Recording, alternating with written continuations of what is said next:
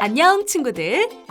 우리 친구들 화학물질이 무엇인지 그리고 어디에 쓰이는지 알고 있나요? 잘 모르겠다고요? 몰라도 괜찮아요. 걱정 말아요. 오늘 저와 함께 우리가 살고 있는 집에 어떤 화학물질이 있는지 그리고 어떤 영향을 주는지 알아볼 거예요. 그럼 만들면서 배우는 안전한 우리 집 만들기 시작해 볼까요? 준비물은 아주 간단한데요. 이 팝업북과 풀만 있으면 끝입니다. 그럼 먼저 팝업북 구성품을 볼까요?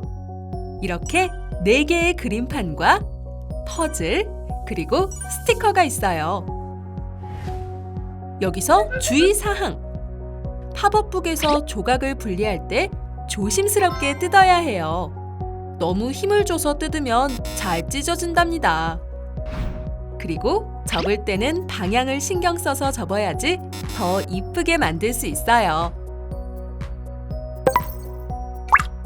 자, 먼저 침실을 만들어 볼게요. 팝업북 1번을 보면 침실이 보이시죠? 점선을 따라 조심조심 뜯어주세요. 다 뜯었으면 선을 따라 안쪽으로 접어주세요. 침대는 잘 튀어나오도록 바깥쪽으로 접어야 합니다. 다 접었다면 풀을 잘 바른 후 대각선에 있는 종이 뒷면에 잘 붙여줍니다. 끝으로 침실 바닥면이 평평해지도록 안쪽으로 접어줍니다. 그러면 침실 만들기 끝! 꼼꼼하게 잘 붙었나 확인해주면 더 좋겠죠? 이번에는 거실을 만들어 볼게요. 침실과 마찬가지로 점선을 따라 뜯은 뒤 잘 접어주세요. 거실에 푹신한 소파가 없으면 섭섭하겠죠? 소파 역시 잘 튀어나오게 밖으로 접어줍니다. 모두들 잘 따라오고 있나요? 그 다음은 풀칠하는 곳에 풀을 잘 발라서 대각선에 있는 종이면 뒷면에 꾹꾹 눌러 잘 붙여줍니다. 그리고 거실 바닥이 안쪽으로 향하게 꾹꾹 눌러서 접어주면 멋진 거실도 완성! 세 번째 장소는 맛있는 냄새가 솔솔 풍기는 부엌입니다. 점선을 따라 부엌 조각을 떼어줍니다.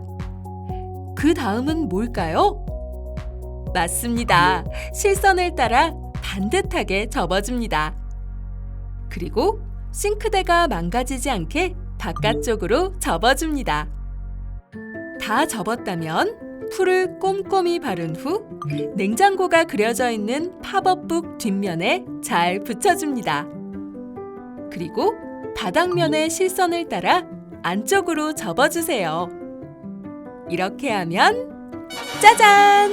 멋진 부엌이 만들어졌어요. 벌써 마지막 장소만 남았는데요. 바로 욕실입니다.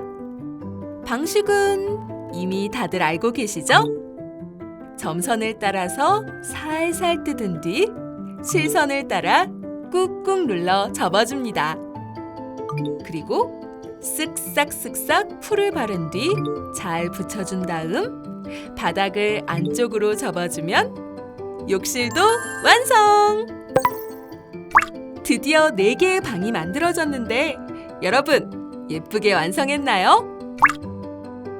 이제 완성된 방을 이어줄 차례인데요.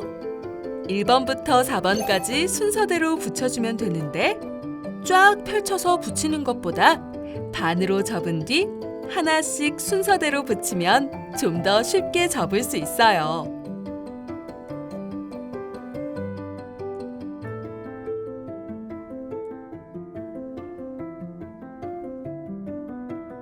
자, 모든 면을 다 붙였으면 침실에 있는 홈에다 욕실면을 끼워주세요. 마지막으로 떨어진 부분은 없는지 확인하면서 한 번 더 꾹꾹 눌러주세요. 이 과정까지 끝났다면 나만의 안전한 우리 집 만들기 대성공! 아기자기한 게 너무 이쁘죠? 자, 그럼 지금부터는 우리 집에서 사용하는 생활용품들 속에 어떤 화학물질들이 있는지, 그리고 대처법에 대해 알아볼까요? 먼저 침실에는 어떤 화학물질이 있는지 알아볼까요? 색깔이 없는 투명한 액체인 폼알데하이드는 주로 가죽 접착제로 많이 사용하는데요. 이 물질에 노출되어 숨쉬기가 어려울 경우 인공호흡을 실시하고 빨리 병원으로 가야 해요. 프탈레이트는 학용품이나 화장품, 장난감 등 열가소성 플라스틱에 많이 사용된다고 하는데요. 그러니 우리 친구들 색연필을 사용한 후에는 반드시 손을 깨끗하게 씻어야 해요. 자일레는 알록달록 방안을 예쁘게 꾸며주는 페인트나 접착제 등에 많이 사용되는 화학물질인데요. 최대한 야외에서 쓰는 것이 좋지만 실내에서 사용할 경우 환기에 신경 써야 해요. 그리고 만약에 피부나 눈에 묻었을 경우 적어도 15분 동안 씻은 뒤 즉시 병원에 가야 해요. 거실로 넘어가면 요즘 손소독제 많이들 사용하시죠?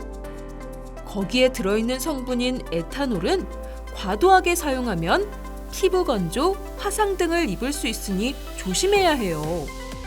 특히 눈, 구강 점막이나 상처에 닿지 않도록 조심해요. 비스페놀 A는 각종 플라스틱과 종이 영수증에 많이 사용되는데요. 피부를 통해 쉽게 노출되는 만큼 소변으로 배설된다고 합니다. 그러니 충분히 수분을 섭취한 후 유산소 운동을 통해 우리 몸의 방어 기능을 높이도록 해요. 이번에 알아볼 화학물질은 디클로르보스입니다.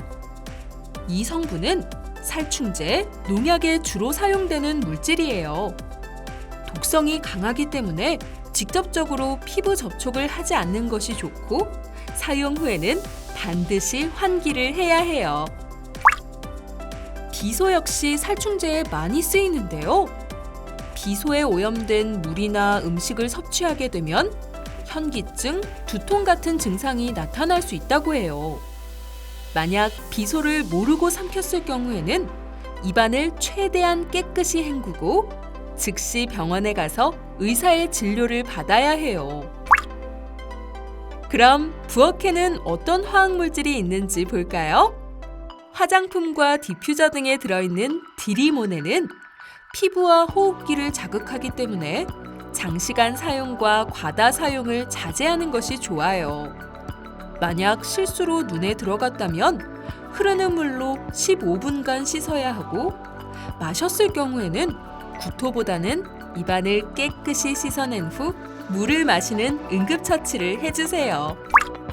주방용 세제, 세안제 등에 많이 사용되는 노닐페놀은 우리 일상에 정말 많이 노출되어 있는 화학물질인데요.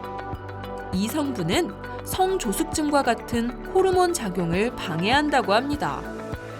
여러 번 헹궈서 성분이 남지 않도록 하는 게 좋겠죠?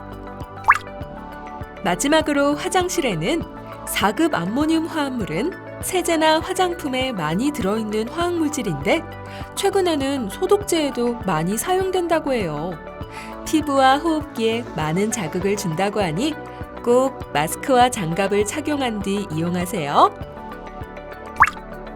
탈취제나 표백제에 많이 들어있는 차염소산 나트륨을 볼 수 있는데요. 이 성분은 살균제로 과일이나 식기 등을 씻을 때도 사용한다고 합니다.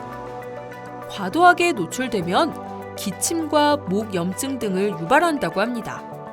그러니 차염소산 나트륨이 들어간 제품을 사용한다면 의류에 성분이 남지 않도록 여러 번 헹구고 피부와 눈에 직접 닿지 않도록 조심해야겠죠?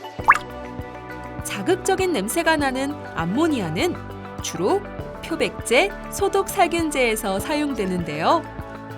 공기를 통해 우리 몸속으로 들어와서 오래 노출되면 두통이나 구토 증상이 나타나는데 즉시 신선한 공기를 마시고 섭취 시 입안을 깨끗이 씻은 후 물을 마셔줍니다.